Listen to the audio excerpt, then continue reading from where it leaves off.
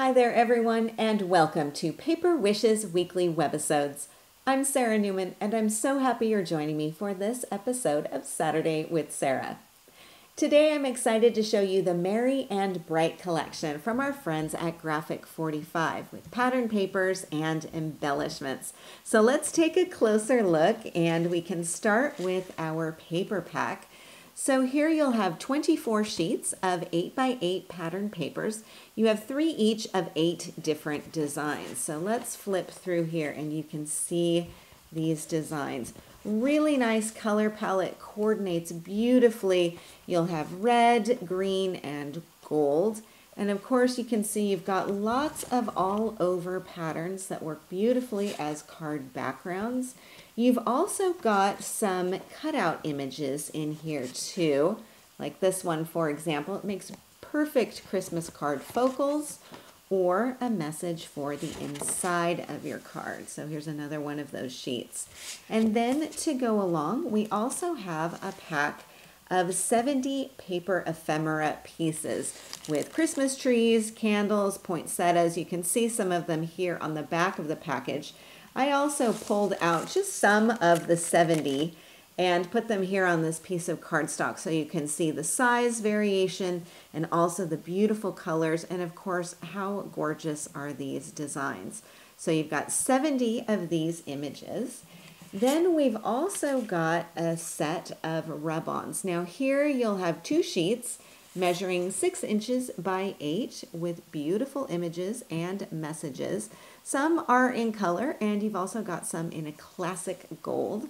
Now on the back of the package, I'll flip this over, you can see you've got some instructions in here. You also have a craft stick included as an applicator. Now these are really easy to use, and of course I will demonstrate in today's webisode.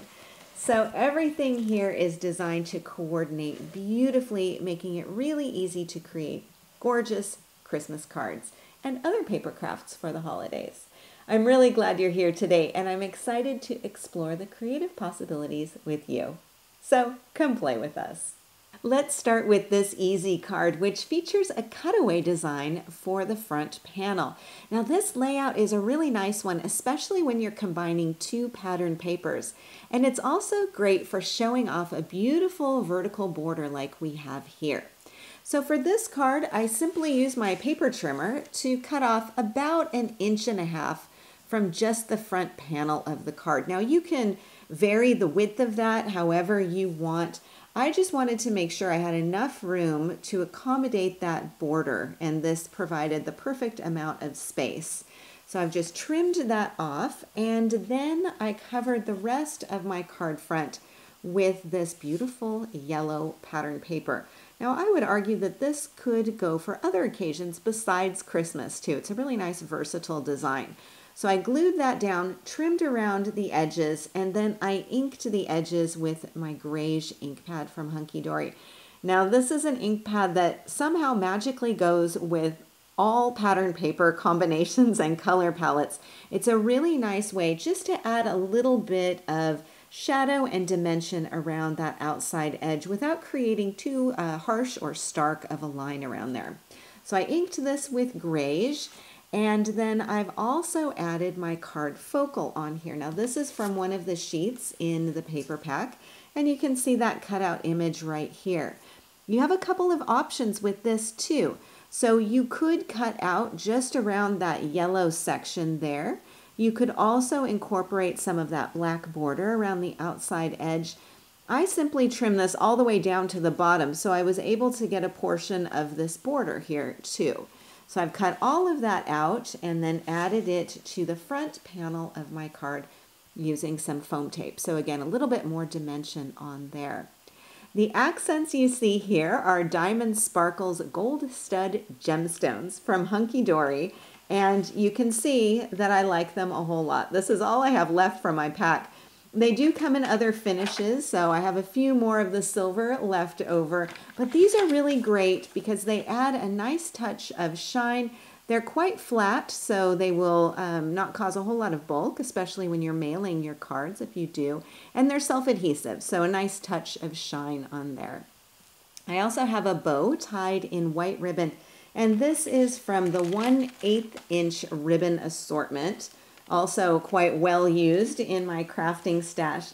And what I'll do with something like this is I just tie my bow in that piece of ribbon, trim the ends at an angle so that they don't fray, and then I'm going to use my Cosmic Shimmer acrylic glue, of course, in my fine tip glue applicator with that precision tip. And just add a little touch of glue to the back there. Position it where I want it to go. Press that down. And then here's my other trick. I'll take an acrylic stamping block and pop that on top until the glue has dried. Now that will hold it down in place, and because it's clear, you can make sure that when you put something on top that bow doesn't sort of slide to a different area of your paper where you maybe don't want it to go. So I'll just let that dry, and that will be glued securely in place. So that's what I've done here. Then for the card inside, I have this green text pattern paper glued all the way up to the fold of the card. And then I also have on the facing side, I've got a strip of yellow paper. Now you can add this if you like, or if you accidentally get ink on the bottom like I did, which is why I've got this here. It's to cover up that little inky fingerprint down at the bottom. So you can add that in if you choose to or if you need to. And then I've got a rub-on accent up here at the top corner, which I think is really pretty. So there's still plenty of space for a handwritten message or signature here. My garland has been added with foam tape. So to do this, I just cut really small pieces of foam tape, and then that once again will give a little bit of a lift and dimension there. So this is our first card project, and I think you can see just how easy it is to combine these papers and embellishments. So let's have a look at some other designs. These two cards have a very similar layout, and this is often what I do when I'm making a lot of cards or if I'm batch making cards. I like having one basic layout, and then I can change out the papers and embellishments to give a bit of variety. So here we have both designs with a horizontal orientation, meaning that the fold of the card is up at the top, versus a vertical orientation with the fold going along the side. And in both cases, I've trimmed down the pattern paper slightly smaller than the card front. And then I've kept the focal on a foundation of a nested die cut. So I've got the straight edge here nested on top of a scalloped edge of the same shape. So in this case, I have the square, and in this case, it's the rectangle. Now these are made with dies from hot off the press, some that I really never put away. So here's the 10 square and scalloped. You can see the nesting pattern here. And then I've also got the rectangles, which are kept in a sheet protector because I've used them so often that the packaging has fallen completely apart. So you can tell it's one of my favorites. So here I've got both of these layered up together, layered up on foam tape in both cases, so that I've got a little bit more dimension on there. So let's take a closer look, starting with our joy card. And for this design, and for the other one as well, I've die cut both of those square shapes from just plain white cardstock. And on the straight edge piece, I've added the gold pattern rub-on. So let me show you. I've used the rub-on, but I'll show you that it is from this section here with all of those beautiful stars on there. Now, adding rub-ons to your project is really easy to do. So let's take a look at this. I'm going to bring in just a plain piece of white cardstock and one of the rub-ons. Now, I often find that it makes it a lot easier to do your rub-on if you have a little bit of bounce underneath. And so I'm using a mouse pad. Remember those? I'm using a mouse pad to give a little bit of cushioning underneath here rather than my hard work surface. So what I'll do is separate the rub-on from this liner piece. That can be discarded. And then I'll place my rub-on right down onto my paper. Now you will have a craft stick included in the rub-on set, and that's what you can use to burnish the design in place. So just gently but firmly burnishing all of the areas of this design. And you can maybe see how the color is shading a little bit here as I'm transferring this. If you have a bone folder in your crafting stash, that can also work just as well too. So whichever tool you decide to use, this is pretty quick and easy. So I'm going to make sure that I've got all of this burnished in place. I'll gently pull this up, working slowly in case I need to put it back down. But I think I've done it. So there we go. And we've got the design burnished in place. Really nice and easy to do. And so that's what I've done here on the front portion of my die cut piece. And I've also inked around the outside edges using my new gold ink pad. So this is a fresh new ink pad, the Delicata. This is gold pigment ink from Sukaniko. And what I love to do with this is simply edge along the cardstock. And you can do this with a bit of an angled effect, so angling the ink pad toward the front of the paper. That's going to give you a bit more coverage. Or you can simply hold it right up along the edge there and get a cleaner line. Now the nice thing about this is that it dries really quite quickly, but you still get a nice bit of shimmer and shine on there. So a really good ink pad to have in your crafting stash, especially for Christmas cards. And of course it coordinates beautifully with the gold of the rub-ons on here. So then I've created the focal elements here. I've got the poinsettia, which is one of the ephemera pieces. These two pine bows are separate, so they're tucked underneath.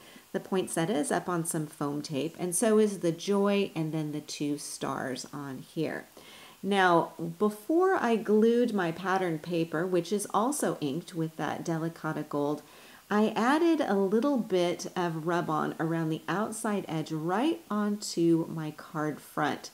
And this part, I've used this area of the rub-on sheet, which is kind of an all-over pattern, and I only used just little bits of it going along the edge because I knew you would only be able to see a tiny bit around the border there.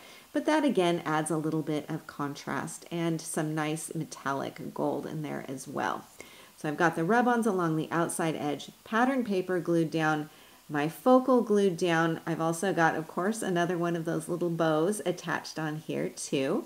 Then for my card inside, I have another one of the rub-ons down at the bottom, and then the merry and bright message. Now for my other card, which again shares the same layout or something very similar to it, I have another one of the rub-ons, this beautiful large image here. So that's why I used the rectangle die cut so that I was able to get all of that gorgeous design. And then I have my Merry Christmas Dazzle right on top here. This is from the Merry Christmas Dazzles set, and I can show you one of the other sheets from this set. So they come in lots of different finishes, and I've got the black and gold on here. You can see you've got lots of different options to work with, and they just layer up beautifully. And I've positioned this right on top, overlapping some of that rub-on. Now I also have inked around the outside edge of the straight edge of my die cut piece. I've added one of the ephemera stars, again a little bow, my beautiful pattern paper also inked with the metallic gold. And then on the inside I have a great big portion of that rub-on background and the ephemera word piece. I had a lot of fun making this card, which is easy to do with the double shadow box die set.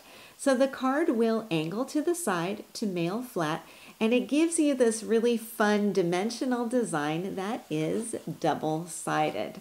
So let's have a look at the die and how to put this together. So you can see here you have 3 metal pieces that you'll be die cutting with. You have the shadow box, the tag, and the crossbar. Now when you're doing this card, you will die cut 2 each of the shadow box and the tag, and you'll die cut 1 of the crossbar pieces.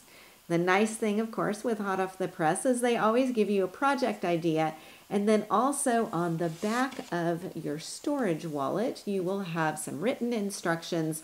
You'll also have your diagram with your folding and gluing steps. So you've got a nice visual here.